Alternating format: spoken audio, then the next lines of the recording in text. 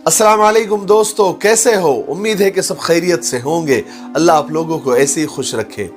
आइए आज हम दुनिया के मशहूर और मारूफ कॉमेडियन चार्ली चैपलिन की जिंदगी के कुछ पहलू पर बात करेंगे।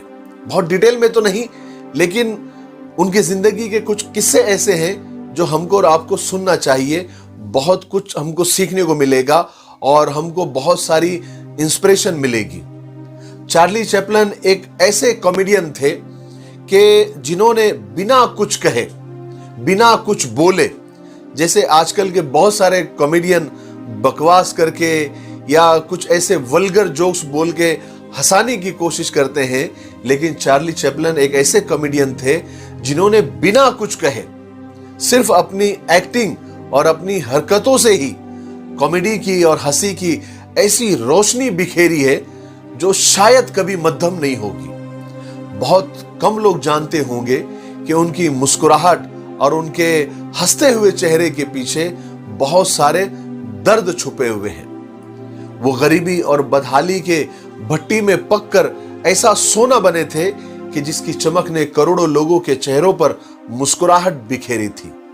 इसीलिए एक शायर कहता है कि हंसने हंसाने वाले लोग भी टूटे हुए होते हैं अंदर से। बहुत रोते हैं वो लोग जिनको लतीफे याद होते हैं। उनका एक मशहूर कौल है जो हमारे लिए बहुत बड़ा सबक देता है, बहुत बड़ा दर्स देता है। चार्ली कहते थे कि मैं कोशिश करता हूं कि मेरे दुख भले ही लोगों की मुस्कुराहट की वजह बने तो बने, लेकिन मेरी खुशियां कभी दूसरों की दुख की वजह नहीं बनना चाहिए। चार्ली 16 अप्रैल 1889 यानी हिटलर से 4 दिन पहले, हिटलर 20 अप्रैल 1889 को पैदा हुआ था और चार्ली 16 अप्रैल को यानी 4 दिन पहले लंदन शहर में पैदा हुए थे। और चार्ली के माँ बाप खुद एक एक्टर, सिंगर और जूनियर आर्टिस्ट के तौर पर स्टेज शो किया करते थे। चार्ली का बचपन निहायत ही दुखों में और दर्द में और गरीबी में, गुर्बत में गुजरा। बाप शराब का आदी था। पैसे कमाने के बावजूद शराब की आदत गरीबी की एक बड़ी वजह बनी हुई थी। एक मर्तबा का किस्सा है कि चार्ली की मां, जो कि सिंगर थी, स्टेज पर गाना गा रही थी। गाना गाते गाते अचानक उसकी मां की आवाज चली गई। अब लोग तो टिकट खरीद के आए थे। उन्होंने तो जब आवाज गायब हो गई तो जूते चप्पल की बारिश शुरू कर दी। जब चार्ली ने अपनी मां की यह हालत देखी तो अपनी मां को बचाने के लिए स्टेज पर आ गए और मां के सामने खड़े होकर अपनी तुतली और अटपटी और भोली सी आवाज में अपने मां के गाने को कॉपी करने लगे, उसको कंप्लीट करने लगे। इस अटपटे और अनोखी आवाज ने लोगों का दिल जीत लिया। अब जूते चप्पल की जगह पर सिक्के बरसने लगे। यह चार्ली की पहली कमाई थी। जिस वक्त उसकी उम्र सिर्फ 5 साल थी। चार्ली उसी वक्त समझ गए कि मेरी गरीबी, मेरे दुख, मेरे दर्द लोगों को कॉमेडी लगते हैं। यही वजह थी कि चार्ली की सारी फिल्में जो उन्होंने बनाई, गरीबी, दुख, बेरोजगारी और अकेलेपन को बताकर उन्होंने लोगों को ज्यादा हंसाया। कुछ ही दिनों में चार्ली के ऊपर एक दुखों का पहाड़ गिरा कि उनके माँ बाप के दरमियान झगड़ा हुआ और तलाक हो गई। चार्ली को और उसकी माँ को और उसके भाई को कुछ दिन अनाथ आश्रम में यानी यतीम खाने में भी रहना पड़ा। वहां भी एक दुखों का पहाड़ चार्ली के ऊपर गिरा कि उनकी मां यतीम खाने में रह रहकर पागल हो गई। उनका मानसिक संतुलन बिगड़ गया। तो अदालत ने चार्ली को और उसके भाई को बाप के हवाले किया, जब तक चार्ली के बाप ने तो दूसरी शादी भी कर ली थी। चार्ली की सौतीली मां ने बहुत ज्यादा जुल्म चार्ली पर और उसके भाई पर किए। फिर कुछ दिनों के बाद चार्ली की मां, जो सगी मां थी, वो ठीक हो गई तो चार्ली के दुखों में थोड़ी सी कमी आई।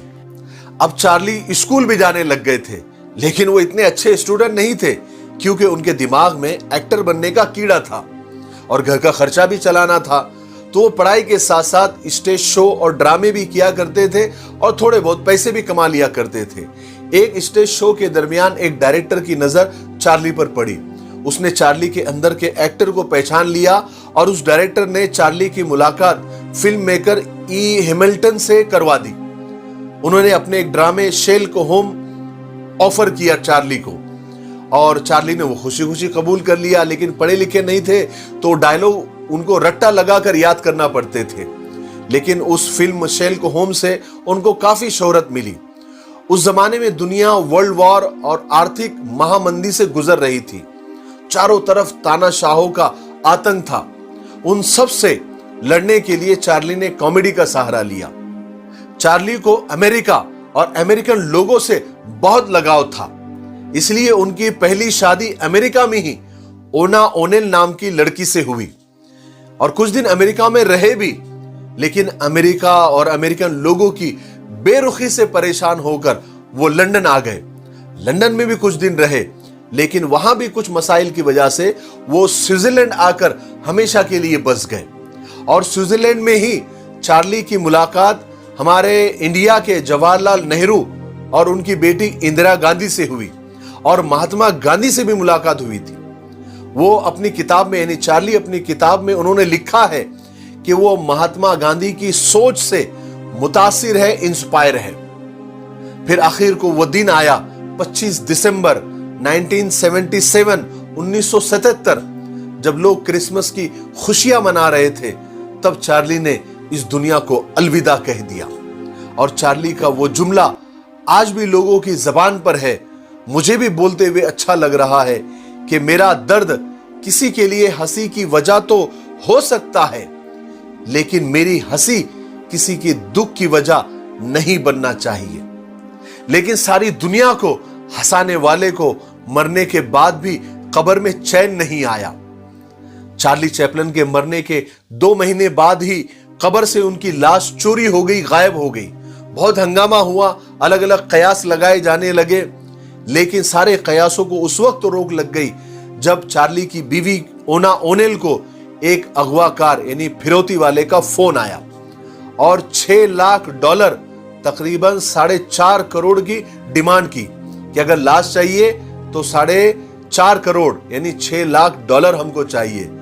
ओनेल ने तो साफ मना कर दिया कि मैं देने वाली नहीं हूं, लेकिन आखिरकार पुलिस ने उन अगवाकारों को और फिरौती मांगने वाले को गिरफ्तार कर लिया। उन्होंने ये काम पैसे के लिए किया था, लेकिन चार्ली ने मरने के बाद भी ये साबित कर दिया कि मरा हुआ हाथी भी 1.25 लाख का होता है। मुझे उम्मीद है कि आपको चार्ली चैपलिन की इस कहानी से बहुत कुछ सीखने को मिला होगा। मेरे लिए दुआ करते रहें। अस्सलाम वालेकुम।